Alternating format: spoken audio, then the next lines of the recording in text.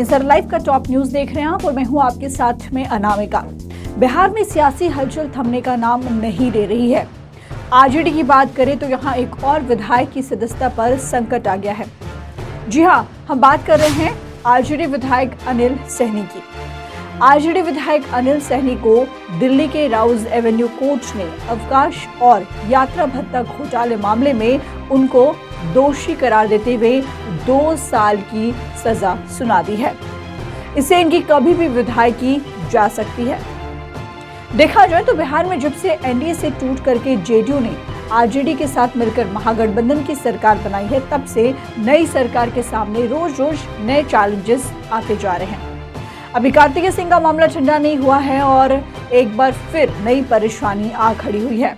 वैसे अनिल सहनी का मामला कोई नया नहीं है, लेकिन इस मामले में सजा हो जाने के बाद क्या विकल्प बचते हैं, इस पर गौर नहीं किया गया था।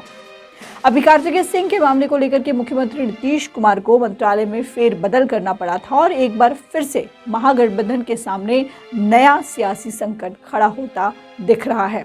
खासकर आरजेडी के सामने दोहरी परेशानी आ खड़ी हुई है, क्योंकि पहले से आरजेडी के एक विधायक अनंत सिंह की सदस्यता खत्म हो चुकी है और अब दूसरे की भी विधायकी जा सकती है। अगर ऐसा होता है तो उपचुनाव होना तय है। अभी भी बनी नई सरकार ठीक से पटरी पर आई नहीं है और उपचुनाव जैसी परिस्थिति एक अस्थिरता ला सकती है। वहीं विपक्षी की बात करें तो विपक्षी पार्टी बीजेपी के लिए ये एक अवसर साबित हो सकता है। इधर बिहार के रोहतास में मूसलाधार बारिश के कारण कैमूर की पहाड़ी नदियों में बाढ़ से स्थिति खतरनाक हो गई है। ऐसे में पहाड़ी नदियों से निकलने वाले झरनों ने रौद्र रूप धारण कर लिया है।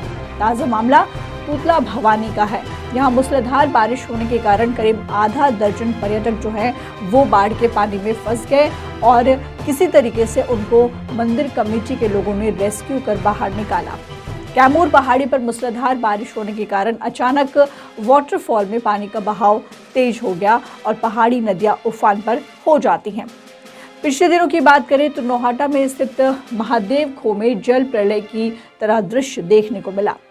दरअसल कैमूर पहाड़ी पर हुए मूसलाधार बारिश के बाद महादेव खो के पास गिरने वाले जलप्रपात में अचानक इतना तेज पानी आया कि आसपास के दुकानदार ही नहीं, पूजा अर्चना करने आए लोग भी वहां से भाग खड़े हुए।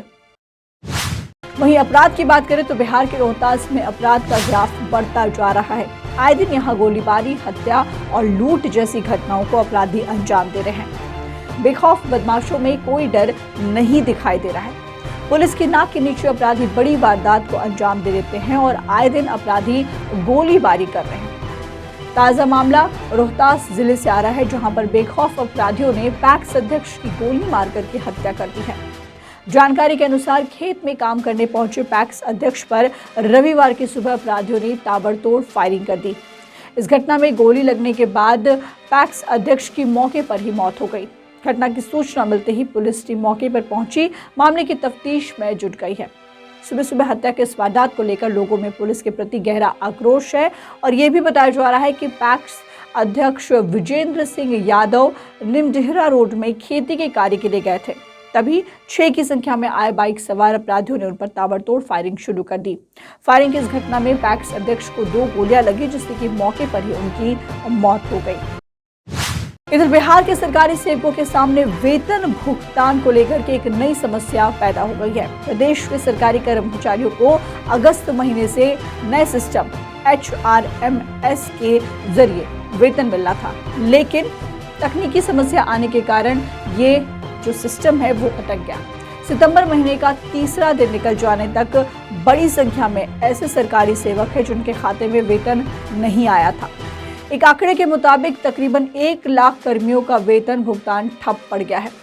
नीतीश सरकार ने कर्मियों के वेतन, अवकाश के साथ ही सर्विस बुक समेत अन्य सभी सेवाओं को ऑनलाइन करने के लिए HRMS प्रणाली तैयार करवाई है। सामान्य प्रशासन विभाग इस सिस्टम का नोडल विभाग है और पहले चरण में सचिवालय के सभी विभागों और इससे जुड़े निदेशालय समेत अन्य कार्यालयों के कर्मियों को इससे जोड़ा गया है। लेकिन इस सिस्टम ने शुरू होते ही काम करना बंद कर दिया। हर महीने की 30 तारीख को आने वाला वेतन इस महीने कर्मियों के अकाउंट में ट्रांसफर नहीं हो पाया। सितंबर अक्टूबर से जिला स्तर पर मौजूद कार्यालयों में लागू करते हुए सभी स्तर के सरकारी कर्मियों को इससे जोड़ने की योजना थी, लेकिन शुरुआत में ही इसके फेल होने से फिलहाल खामियां दूर करने की कवायद शुरू कर दी गई है। इस मामले में विभागीय अधिकारियों का कहना है कि कर्मियों के रुके वेतन को जारी करने के लिए फिलहाल इसे कई फेज या कुछ की संख्या में जारी किया जा रहा है। कुछ के खाते में वेतन जाने भी लगे हैं। 1 से 2 दिन में रुके हुए सभी कर्मियों के खाते में वेतन चला जाएगा। तो टॉप न्यूज़ में फिलहाल इतना ही। अनामिका को दीजिए इजाजत। नमस्कार।